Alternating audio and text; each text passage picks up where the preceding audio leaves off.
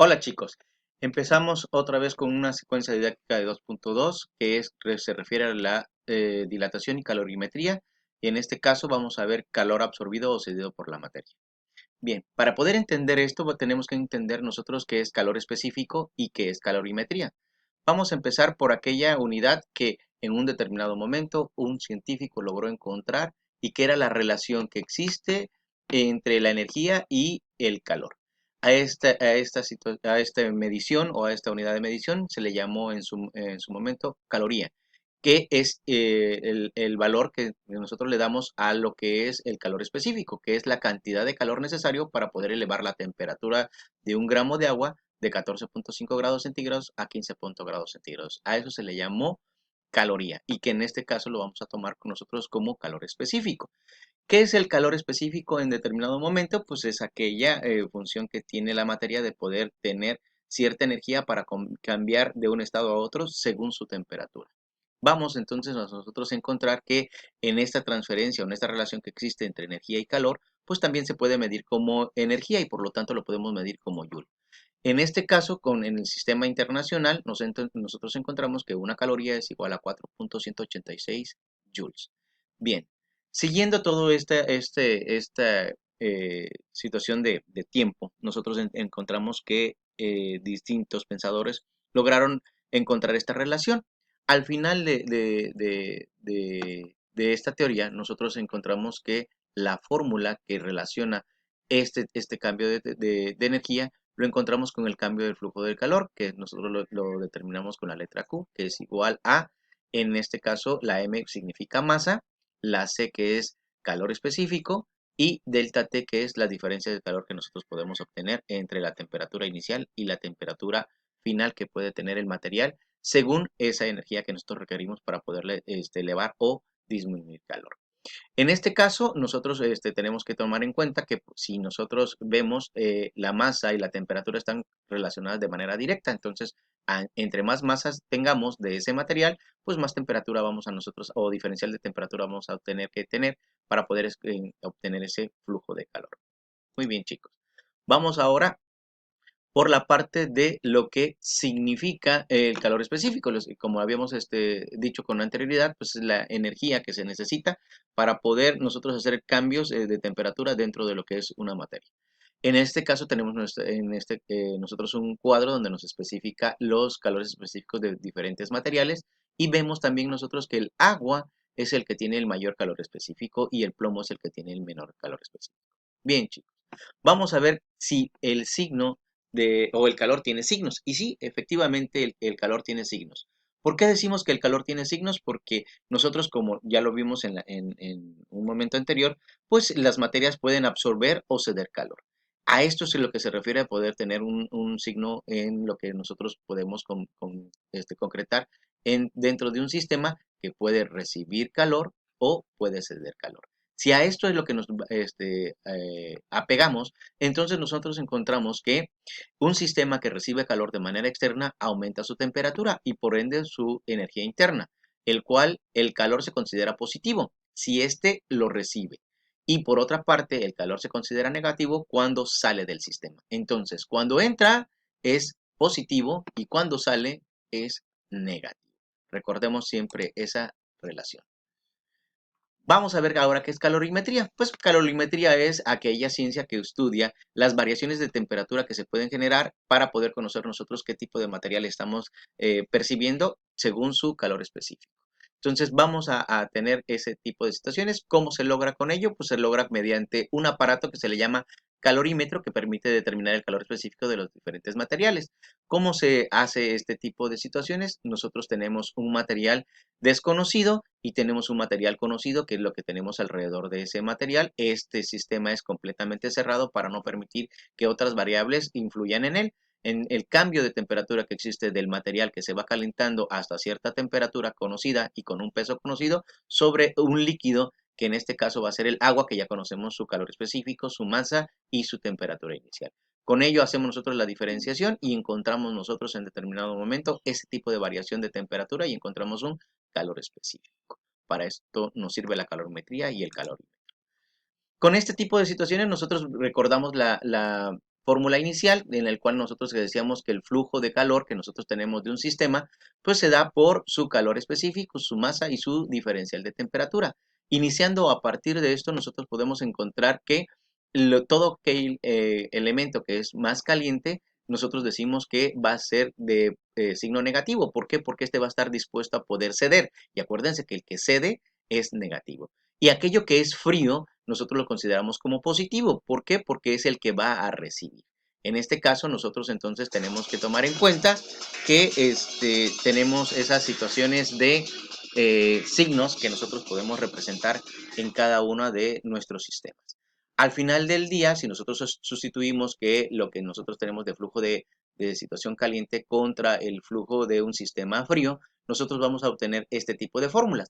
Como nosotros queremos despejar y conocer el calor específico de un material que nosotros desconocemos, nosotros hacemos el despeje y por lo tanto si nosotros igualamos lo que es el flujo de un sistema caliente contra un flujo de sistema que es frío, nos quedaría de esta manera y a la hora de despejar nos quedaría que su calor específico va a ser igual al de el calor específico del agua por la masa del agua, su diferencia de su temperatura final del agua menos la temperatura inicial entre la masa del objeto que no conocemos su calor específico pero sí conocemos su masa, también conocemos sus temperaturas, que es la temperatura inicial y su temperatura final. Para que podamos entender bien esto, chicos, pues vámonos a un ejemplo, ¿sale? Ese ejemplo lo vamos a encontrar en la página número 74 y dice que, ¿qué material será? Nos dan ciertas especificaciones donde nos dice que el material pesa 1.19 kilogramos, tiene una temperatura inicial de 900 grados centígrados y que lo vamos a meter adentro del contenedor del calorímetro donde hay 2 litros de agua a una temperatura inicial de 20 grados centígrados y nosotros tenemos al final de cuenta que cuando ya tenemos un equilibrio térmico, que es cuando ambas materiales quedan con la misma temperatura, vamos a tener que lo tenemos a 100 grados centígrados. Con todo esto, nosotros empezamos a llenar nuestras, todos nuestros valores para poderlos sustituir en cada uno de nuestras variables.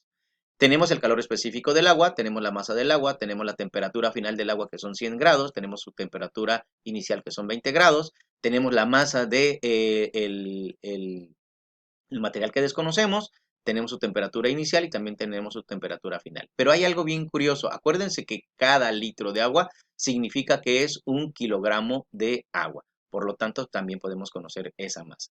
Sustituyendo a todo esto, pues nosotros nada más vamos a la tabla que ya nosotros ya conocíamos y vamos a conocer el calor específico de lo que es el agua y nosotros observamos que en este caso el agua es de 4186, que es lo que nosotros vamos a encontrar, que es lo que vamos a sustituir nosotros en este caso. Y al conocerlo, ¿sí? Ya tenemos que son 4186 joules kilogramo por grado centígrado y tenemos 2 kilogramos y lo vamos a multiplicar por la diferencia de las temperaturas. Lo mismo realizamos con la masa que tenemos del material desconocido y su diferencia de temperaturas. Al realizar la operación tenemos que el resultado es de 703.53 joule kilogramo por grado centígrado. Si nosotros nos vamos otra vez al cuadrito de los calores específicos, encontramos que este material es el silicio. Entonces ya nosotros podemos encontrar este tipo de situaciones.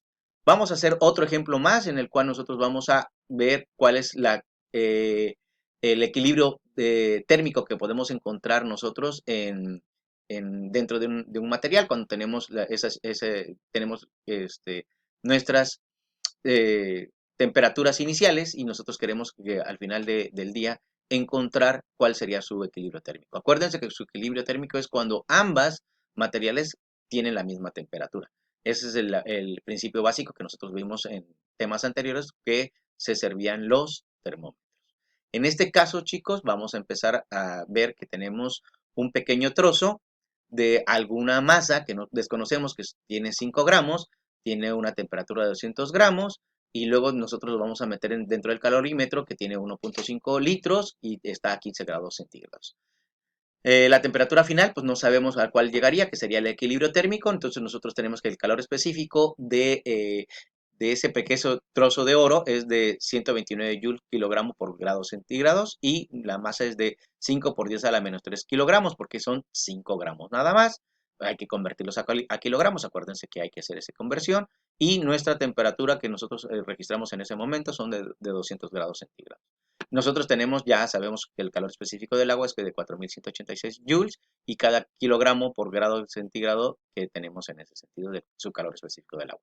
La masa es de 1.5, que recordemos que cada litro representa un kilo, por lo tanto en este caso sería 1.5 kilogramos y su temperatura inicial es de 15 grados.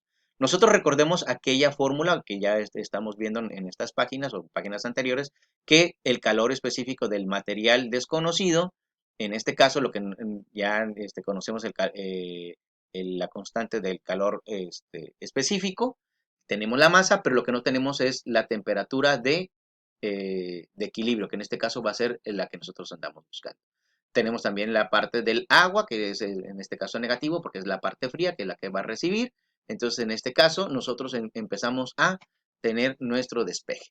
Al realizar nuestro despeje, pues nosotros encontramos que para encontrar la temperatura de equilibrio va a ser igual a el calor específico del agua por la masa del agua por la temperatura inicial del agua más el calor específico del oro, en este caso, porque ese es el material que estamos buscando, su masa igual del oro por la temperatura inicial del oro. Y que vamos a dividir entre el calor específico del oro por su masa más el calor específico del agua por la masa. Al sustituir todo esto, nosotros vamos a encontrar que al final de la respuesta encontramos que su diferencia de calor es muy pequeña, pero al fin y al cabo es donde nosotros encontramos que su equilibrio térmico queda a 15.019 grados centígrados. Este sería la temperatura final a la hora en que entre el agua recibe la temperatura y el oro lo cede, nos quedaría a 15.019 grados. Lógicamente que en esta situación nosotros vamos a encontrar que la variación es muy pequeña y necesitaríamos algún aparato mucho más preciso, en este caso termómetros electrónicos que utilizan termopar para poder encontrar toda esta situación. Pues chicos, es todo por esta clase. Espero que hayan entendido perfectamente bien. Por favor, busquen en su guía de Word para que ustedes puedan tener por ahí sus actividades y también sus tareas y por favor hágamelas llegar por medio de plataforma. Eviten por favor enviarlo por mensaje porque si nos es un poquito más difícil encontrarlo. Me gustaría más que lo enviaran por plataforma y pues estamos para servir. Se va a abrir un foro igual para este tipo de situaciones. Cualquier duda, pues diríjase al foro, perdón. Vamos a tener nosotros nuestras actividades, nuestras tareas y pues chicos, estamos para cualquier duda. Muchas gracias.